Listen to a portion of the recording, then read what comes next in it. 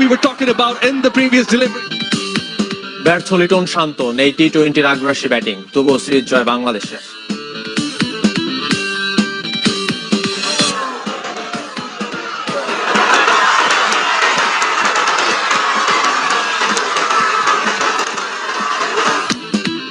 আবারও federation cup ফাইনালের মোহামেডান, টানা 3 টুর্নামেন্টে শিরোপার মঞ্চে সাদা কালোরা। পিছিয়ে থেকেও চ্যাম্পিয়ন্স লিগ ফাইনালের স্বপ্নে বিভোর পিএসজি, ঘরের মাঠে ডর্টমুন্ড বাধা।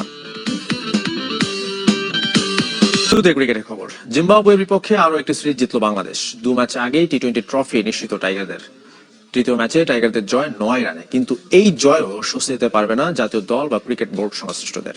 সামনে যে টি-20 বিশ্বকাপ, আক্রমণাত্মক ক্রিকেট, রানের ফুলঝুরি বা ভালো স্ট্রাইক রেটের সবটাই অনুপস্থিত। লিটন দাস সহ টপ অর্ডার ব্যাটারদের ব্যর্থতা চিন্তার বড় কারণ। প্রথমবার আগে ব্যাট করে মাত্র 165 রান করতে পারে বাংলাদেশ। চট্টগ্রাম থেকে আশিক রুদ্র রিপোর্ট। চট্টগ্রাম পর্বে শতভাগ সফল টিম বাংলাদেশ। টানা 3 ম্যাচ জিতে সিরিজ নিশ্চিত করলো। সামনে লক্ষ্য হোয়াইট ওয়াশ। তবে বিশ্বকাপের আগে যে উদ্দেশ্য নিয়ে সিরিজ, তাতে কতটা সফল টাইগাররা? ওপেনিং এ সমস্যা চলছে বহুদিন। ধুঁকতে থাকা লিটনকে বয়ে বেড়াতে গিয়ে ধুঁকছে পুরো দল, যে আউটের ব্যাখ্যা পাওয়া দুষ্কর। নাজমুল শান্ত যেন হারিয়ে নিজেকে খুঁজছেন। ব্যাট আর প্যাডের মাঝে বিশাল গ্যাপ বলে দিচ্ছে টেকনিক্যালি কতটা দুর্বল বাংলাদেশ অধিনায়ক। স্বপ্নের অভিষেকের পর ধারাবাহিকতার অভাব ফুটে উঠেছে তানজিদ তামিমের ব্যাটে। টস হেরে এদিন আগে ব্যাটিং এর সুযোগ পেয়েছিল টাইগাররা, তবে টপ অর্ডারের ব্যর্থতায় বড় স্কোরের স্বপ্ন শুরুতেই শেষ। ধারাবাহিকতার প্রতীক তাওহিদ হৃদয় আরো একবার বুক চিতিয়ে লড়াই করেন। তাকে সঙ্গ দেন জাকির আলী। মাত্র 34 বলে হাফ সেঞ্চুরি করেন হৃদয়। মুজার আবানির বলে বোল্ড হলে ভাঙে 87 রানের জুটি। একই ওভারে জাকির আলীও বিদায় নেন। মাহমুদুল্লাহ ও রিশাদের ব্যাটে লড়াই করার মতো স্কোর পায় বাংলাদেশ। তবে ধারাবাহিক বোলাররা আগে বা পরে যখনই সুযোগ মিলেছে স্বাগতিকদের ভালো সুর এনে দিয়েছে। সাইফুদ্দিন, তাসকিন, তানজিম সাকিবদের বোলিং তোপে দিশেহারা জিম্বাবুয়ে। সাকিবের মতো একাদশে সুযোগ পাওয়া তানভীরও যোগ দেন উইকেট শিকারীর তালিকায়। তবে বড় চমক মাহমুদুল্লাহ।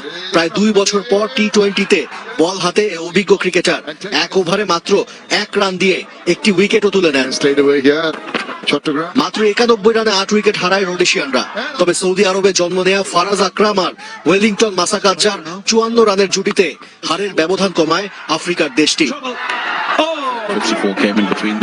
ম্যাচ আর সিরিজ জিতলেও স্বস্তিতে নেই টাইগাররা। আশিক রুদ্র, চ্যানেল 24, চট্টগ্রাম। অফর্ম ক্যারিয়ারের অংশ, কিন্তু দায়িত্বহীনতা, বারবার একই ভুল লিটন দাসের নামের সঙ্গে জড়িয়ে। বাজে শট খেলার সঙ্গে ব্যর্থতার ধারাবাহিকতা ধরে রেখেছেন বাংলাদেশ ওপেনার। তার উপর টিম ম্যানেজমেন্টের আস্থার প্রতিদান দিতে পারেননি আরো একটি ম্যাচে। একবার না পারিলে দেখো শতবার। তবে লিটন চেষ্টা করেছেন মাত্র 3 বার, তাতেই উপড়ে গেছে স্ট্যাম্প। এটা অপরিপক্কতা, ছেলে মানুষই নাকি একগুঁয়েমি? উত্তর লিটনের জানা। আগের 2 বলেও একই শট খেলার ব্যর্থ চেষ্টায় এলকেডির, তবে ব্যাটে বল লাগাতে পারেননি। তৃতীয়বারও বোলারের জন্য উন্মুক্ত রেখেছেন স্ট্যাম্প, যার পুরো সুবিধাটা নিয়েছেন মুজার আবানি। জিম্বাবুয়ের বিপক্ষে টি-20 সিরিজের প্রথম 3 ম্যাচে লিটনের সংগ্রহ 1, 23 ও 12। শেষ 10 টি-20তে একটিও হাফ সেঞ্চুরি নেই। সবচেয়ে ভয়ঙ্কর তার স্ট্রাইক রেট, 7 ইনিংসে 100-র নিচে। লিটনের আউট হবার ধরন প্রশ্ন তুলছে বারবার। অথচ তৃতীয় ম্যাচের আগের দিনও লিটনকে আকুণ্ঠ সমর্থন জুগিয়েছে টিম ম্যানেজমেন্ট। লিটন দাস আমাদের অনেক কিছু দিয়েছে। সে বিশ্বমানের ক্রিকেটার। দারুণ এক বিশ্বকাপ থেকে সে মাত্র 1 ইনিংস দূরে, সেখানে অনেক রান করবে। একজন সিনিয়র ক্রিকেটার হিসেবে লিটন তার দায়িত্ব পালন করছে। আপনারা যা দেখেন তার চাইতে লিটনের অবদান অনেক বেশি।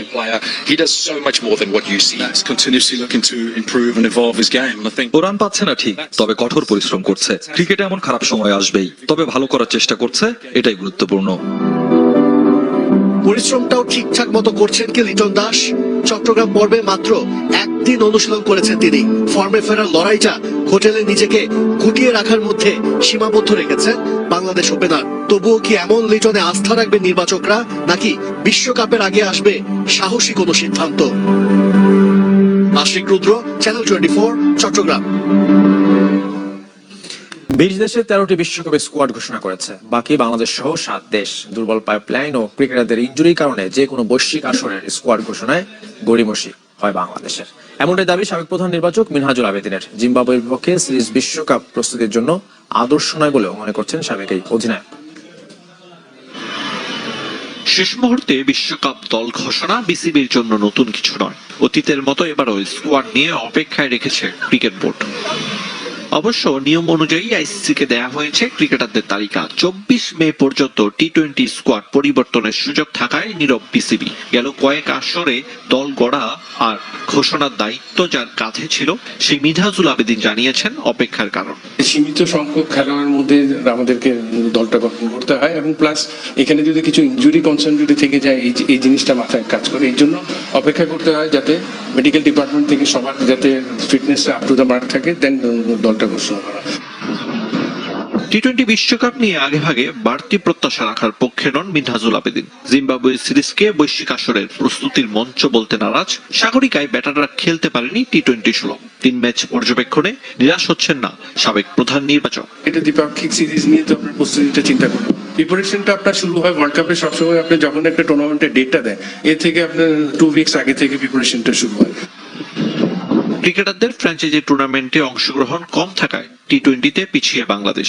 বৈশ্বিক আসরে ভালো করতে বিদেশি লিগ হতে পারে সহায়ক, যদিও বোর্ডের অপারগতার কারণ স্পষ্ট করেছেন নান্নু। আফগানিস্তানের মতো দলের প্রায় 8-9 জন ফ্রন্টলাইনের প্লেয়ার কিন্তু আইপিএল খেলছে বা বিভিন্ন এই জায়গায় খেলছে।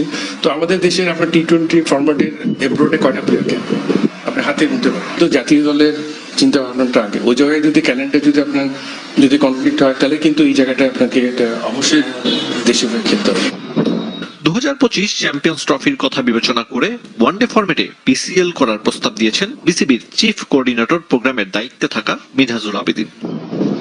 আরিফুল ইসলাম, চ্যানেল 24, ঢাকা। সাকিব হাসানকে দেখতে গিয়ে বিদ্যুৎ স্পৃষ্ট হলো স্কুল শিক্ষার্থী।